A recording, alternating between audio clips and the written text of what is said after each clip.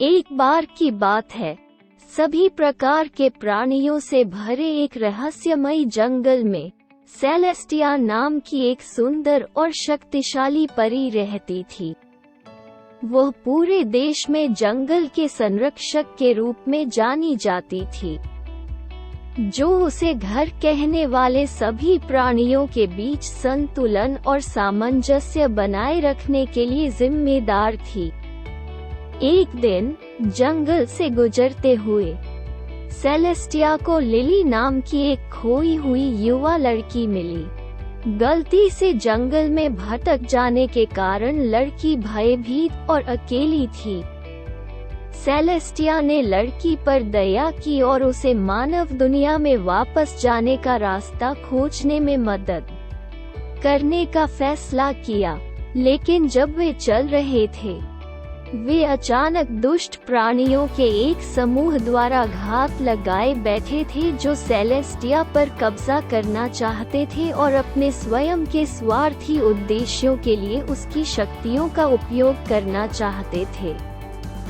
Celestia जानती थी कि वो उन्हें अपने दम पर नहीं हरा सकती, इसलिए उसने अपनी जादुई शक्तियों का इस्तेमाल खुद को और लिली को जंगल के एक गुप्त हिस्से में ले जाने के लिए किया, जहां वे सुरक्षित रहेंगे।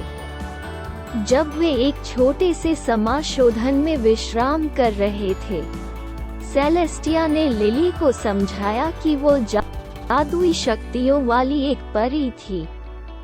लिली परी की शक्तियों से चकित थी और पूछा कि क्या वह जादू का उपयोग करना भी सीख सकती है। सेलेस्टिया लिली को पढ़ाने के लिए तैयार हो गई, लेकिन उसे चेतावनी दी कि जादू का उपयोग करना कुछ हल्के ढंग से नहीं लिया जाना चाहिए। अगले कुछ हफ्तों में सेलेस्टिया ने लिली को वह सब कुछ सिखाया जो वह जादू के बारे में जानती थी। युवा लड़की एक त्वरित शिक्षार्थी थी और जल्द ही वह सरल मंत्र करने में सक्षम हो गई। लेकिन जैसे जैसे समय बीतता गया, लिली जादू के प्रति अधिक से अधिक जुनूनी होती गई। उसने इसका उपयोग तुच्छ चीजों के लिए करना शुरू कर दिया, जैसे कि फूलों को बिना मौसम के खिलाना या छोटी वस्तुओं को हवा देना। सेलेस्टिया ने लिली को चेतावनी देने की कोशिश की कि स्वार्थी उद्देश्यों के लिए जादू का उपयोग करना खतरनाक था और इसके गंभीर परिणाम हो सकते थे, लेकिन युवा लड़की ने सुनने से इनकार कर दिया। एक दिन लिली ने अपने मृत पिता को वापस जीवन में लाने की कोशिश करने के लिए अपने जादू का इस्तेमाल किया।